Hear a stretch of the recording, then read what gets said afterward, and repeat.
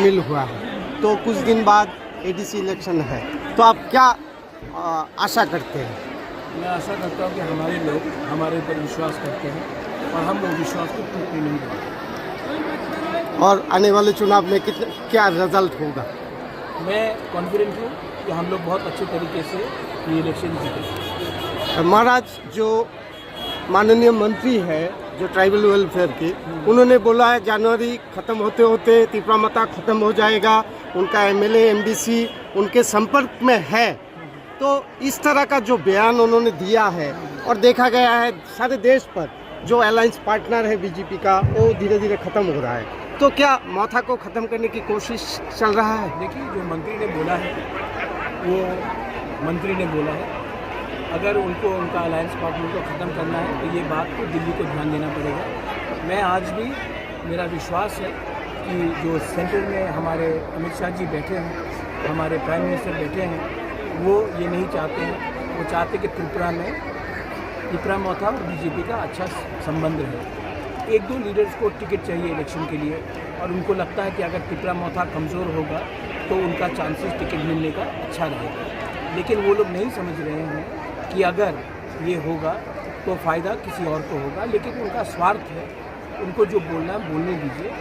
मैं किसी और पार्टी का लीडर का कमेंट्स में बयान नहीं देना चाहता हूँ। सिर्फ एक ही बात बोलना चाहता हूँ कि हमारे लोग इतने नादान, इतने सीधा साधा नहीं है। हमारे लोग जानते हैं कि पब्लिक का सपोर्ट आज भी हमारे साथ है और उनको जो भी बोलना है बोलने दीजिए। अंत में पब्लिक जवाब देगी कि कौन कहाँ में है, और पब्लिक के पास जो प्यार है, सपोर्ट है, वो पब्लिक डिसाइड करेगी, ना कि कोई नहीं। महाराज, और दूसरी एक बात है कि जनजातीय एक लीडर ने बोला है कि महाराज ककबरक लैंग्वेज को लेके राजनीति कर रहा है, कि उनके पास मौका था एकॉर्ड के टाइम कि वो उस एकॉर्ड में शामिल कर सकते थे, नहीं किया। और कौन लीडर ने बोला? कौन लीडर ने बोला? रामपतो जमातिया ने उस दिन बोला है कि अलग से स्कीम बना के वो। देखिए, रामपतो जमातिया थोड़ा सा उम्र हो गया उनका, तो उसका इज्जत करता हूँ। आप लोग उस लीडर का कमेंट लेकर मेरे पास मत आइए। मैं ककबरक स्क्रिप्ट के लिए मैंने शुरू से बात किया है इन वुमेंस की, और ये मेरा स्टैंड पहले से क्लियर है। रामपतो जमातिया का स्टैंड बहुत क्लियर है कि वो धर्म के राज्य नाम में हमारे तिपरासा को डिवाइड करना चाहते हैं। अगर उनको अंग्रेज़ी लैंग्वेज से इतना प्रॉब्लम है तो सबसे पहले अपने पार्टी के लीडर को बोलिए कि उनके बच्चे को इंग्लिश मीडियम स्कूल में ना भेजे, डॉन बॉस्को होली क्रॉस में ना भेजे और बंगाली मीडियम स्कूल में भेजिए।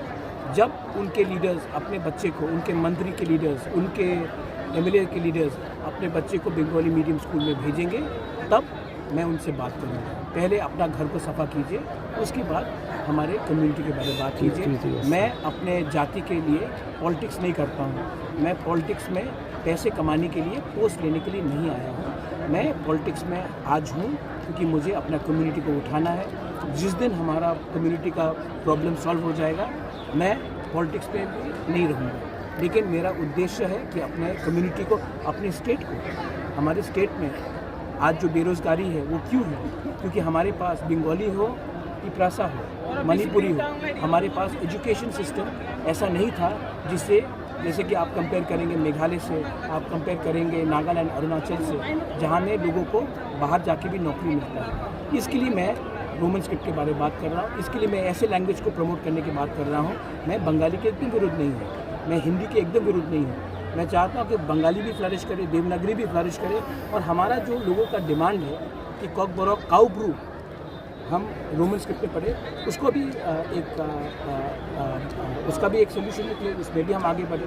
तो रामपतो जमातिया ने जो बोला है वो पहले अपना घर को सफा कर ले। मैं रामपतो जी के खिलाफ नहीं बोलना चाहता हूँ। उसका एक आइडियोलॉजी है, उसका एक सोच है जो कम्युनिटी से ज़्यादा बड़ा है, उसका सोच अलग है, और मैं रामपतो को जानता भी हूँ। उसमें मेरा सहमति नहीं है। इसका ये मतलब नहीं है कि मैं उसका आदर नहीं करता हूँ, लेकिन मैं उससे अग्रीमेंट में नहीं हूँ।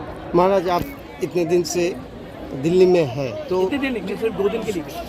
नहीं बीच में नहीं, 2 दिन के लिए गया अच्छा और मैं कल ही वापस आ गया। अच्छा महाराज अकॉर्ड के बारे में कुछ चर्चा हुआ है या कोई डेट फिक्स देखिए हुआ? अभी एडीसी इलेक्शन मुझे नहीं लगता, मैं जानता हूँ कि अमित भाई ने भी, अमित शाह होम मिनिस्टर माननीय अमित शाह ने भी कहा था कि मैं करना चाहता हूँ, 6 महीने का डेडलाइन भी दिया गया था। लेकिन त्रिपुरा में मैंने कुछ बयान सुना है और बहुत क्लियर है कि त्रिपुरा में 1-2 लीडर्स हैं, सब लीडर्स नहीं हैं, बीजेपी में भी बहुत लीडर्स हैं जो अकॉर्ड चाहते हैं, लेकिन 1-2 लीडर्स हैं जिनको लगता है कि अगर आज अकॉर्ड साइन किया गया तो हमारा जो जनजाति है, तिप्रासा है, इंडिजिनस है, वो उठ जाएगा और अगर हम उठ गए तो उनका दुकान बंद हो जाएगा। इसके लिए जैसे कि जब एडीसी भी बन रहा था 84 में तो बहुत लीडर्स थे, इंदिरा गांधी चाहती थे कि हमें टीटी-एडीसी दिया जाए, लेकिन कांग्रेस में बहुत लीडर्स थे जो स्टेट में अपोज कर रहे थे। वही परिस्थिति अभी भी चल रहा है, लेकिन मैं आशा करता हूँ कि गवर्नमेंट ऑफ इंडिया तिप्रासा के बारे में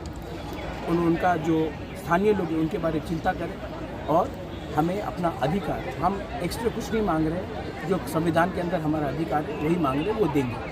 और मैं आशा करता हूँ कि ये जो लोकल लीडर्स है एडीसी इलेक्शन के रिजल्ट के बाद खुद ब खुद जब रिजल्ट निकलेगा तो चुप हो जाएंगे। और आने वाले एडीसी इलेक्शन में क्या आप सिंगल फाइट करेंगे या? मैंने तो आज तक नहीं बोला कि हम 28 के 28 सीट फाइट करेंगे। ये बात सबसे पहले हमारे आदरणीय माननीय रिस्पेक्टेड मानिक शाह जी ने बोला और मैंने ये बात नहीं कहा। जब उन्होंने ये बात कहा तब मुझे रिएक्ट करना पड़ा। मैंने ये अलायंस कभी भी नहीं बोला था कि नहीं होगा। जब उन्होंने ये स्टेटमेंट दे दिया और उसके बाद जो हमारे ऊपर लगातार हमारे खिलाफ बात चल रहा है, तो हम भी एक पॉलिटिकल पार्टी है, हमें भी अपना अस्तित्व बनाना है, हमें भी अपने लोगों को जवाब देना है, हम भी किसी से डरते नहीं हैं, तो हम भी फाइट करेंगे और जब रिज़ल्ट आएगा पब्लिक डिसाइड करेगी कौन कितने पानी में है।